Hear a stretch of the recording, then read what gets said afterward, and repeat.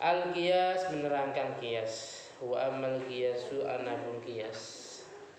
Wa amal qiyasu adapun qiyas bahwa rabi' minal adillah asy-syar'iyyah. Itu urutan keempat atau bagian keempat dari beberapa dalil syara' atau sumber hukum.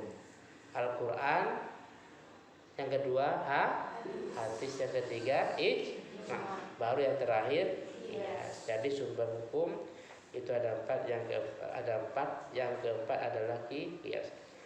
Wa adapun qiyas fil lughati di dalam secara lugah etimologi ya. Bermakna takdir itu dengan makna perkiraan, nahwu qistus saubah, seperti itu qistus saubah, saya mengira-ngirakan baju. Wa bimakna tasbih, dan dengan makna tasbih nahwu qaulihim, seperti ucapan ulama, yughazul mar'u bil mar'i. Yughazul mar'u, seseorang disamakan bil mar'i dengan orang lain. Berarti qiyas di sini maknanya tasbih. Itu secara lughatan ada dua makna. Wa amma fil istilah, adapun dalam istilah, fahuwa raddul far'i ilal asli bi'illatin tajma'uhu ma fil hukmi. Jadi yang diujikan besok dari ini ya, dari ini. Akhirnya sampai terakhir. Adapun selesai ngaji terserah nanti. Yang penting yang diujikan sampai terakhir.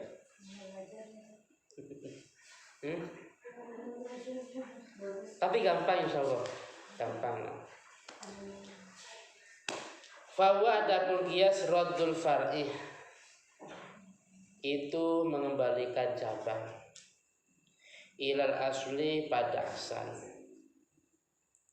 Asal itu yang dimaksud asal yang sudah ada dalam dalil.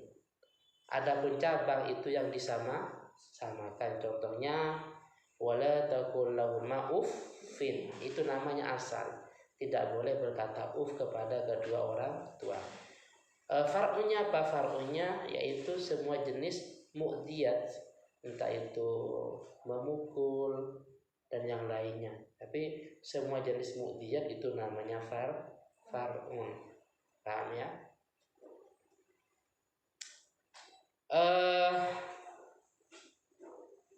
Mensucikan anjing dengan cara wadah atau baju atau anggota yang terkena jilatan anjing, cara mensucikan dengan cara apa? Dibasuh sebanyak, disucikan sebanyak 7 kali, salah satunya pakai debu. Itu kan dalam hadis apa? Ida walawal kalbu, ya, ketika ada sebuah wadah dijilat. Jilatan itu, air liur itu namanya asal. Paham ya? Air liur itu namanya asal karena sudah ada dalam hadis. Far'un semuanya. Jadi yang harus disucikan bukan cuma dari jilatan saja, tapi semua. Entah itu bulunya ya, entah itu dagingnya, semuanya. Itu nama. Jadi far'un itu yang tidak tertera dalam sebuah dalil. Mengembalikan cabang kepada asal. Itu bi'illatin, dengan sebab ilat. Ilat itu tajma'uhuma, yang mengumpulkan kepada far'un dan aslun fil hukmi, dalam hukumnya. Karena ada ilat sehingga hukumnya sama. Kalau tadi dalam mensucikan jilatan anjing dan semuanya, bulunya atau semuanya. Atau tadi dalam masalah haramnya menyakiti orang tua walaupun tanpa mengatakan ufun. Paham ya? Wala taqulu amwalal yatama zulman, tidak boleh memakan hartanya anak yatim secara dolim. Aklu itu namanya aslun karena terdapat pada dalil, itu aslun. Far'un apa? Far'un itu yang haram bukan cuma makan saja, tapi semua jenis itlaf. Paham ya? Semua jenis itlaf, termasuk korupsi ya. menjadi mempunyai panti asuhan untuk anak yatim piatu ya, mempunyai panti, tapi korupsi. Terus sarikoh umpamanya, semua jenis itlaf, paham ya? Jadi yang haram itu bukan cuma sekedar memakan saja, tapi semua jenis itlaf. Itlaf itu namanya apa? Jami atau ilat di sini. Ilatun tajma'uhuma, jami yang mengumpulkan. Karena sama-sama itlaf antara memakan harta anak yatim, antara korupsi, antara mencuri umpamanya, dan yang lainnya, sehingga menimbulkan satu hukum. Innamal khamru wal maisir haram. Khamr itu haram, paham ya? Khamr itu haram. Terus dikatakan bahwasanya al khamru muskir, apa artinya? Khamr itu memabukkan. Wa kullu muskir haramun.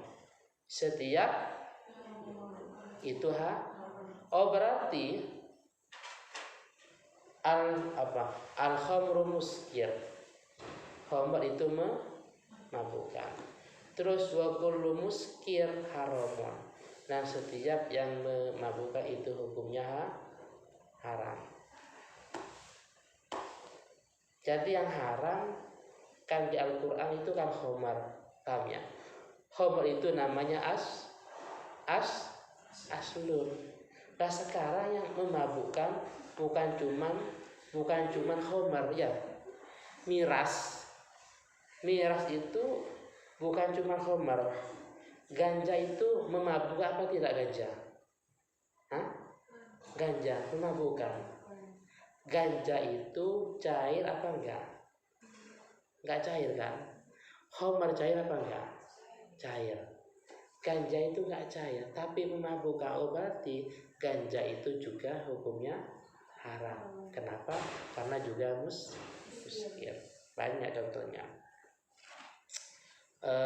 Termasuk riba umpamanya.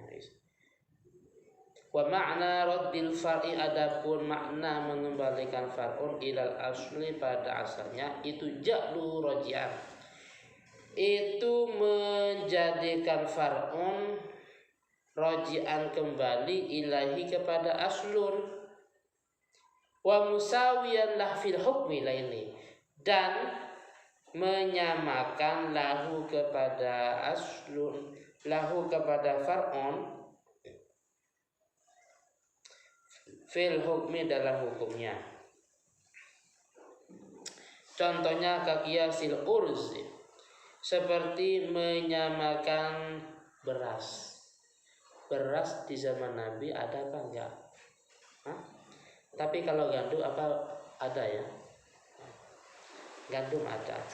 Beras itu disamakan alal bur atas gandum fil riba dalam masalah riba. Ketika bai'ul bur bil bur, menjual beras dibeli dengan beras, maka itu kan termasuk ribawi ya, termasuk ribawi.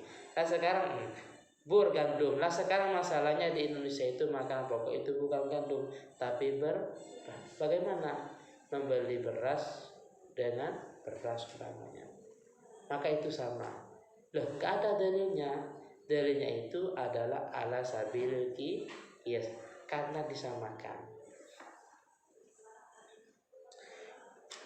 Kok bisa? Karena lil illah, karena ada illat al jami'ah yang mengumpulkan, yang menggabungkan bainahuma antara beras dan gandum. Waya al iktiyad, waya adapun illatnya itu al iktiyad, sama-sama makanan pokok. Illatnya gandum itu makanan pokok untuk orang Arab.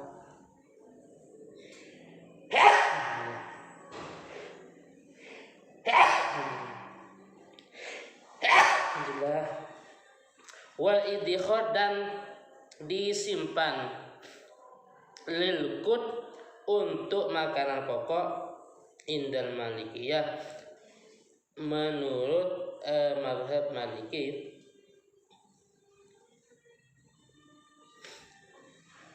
wa kaunuhu mat'uman inda Syafi'iyah, dan adanya bur dan arus itu adalah mat'um inda Syafi'iyah.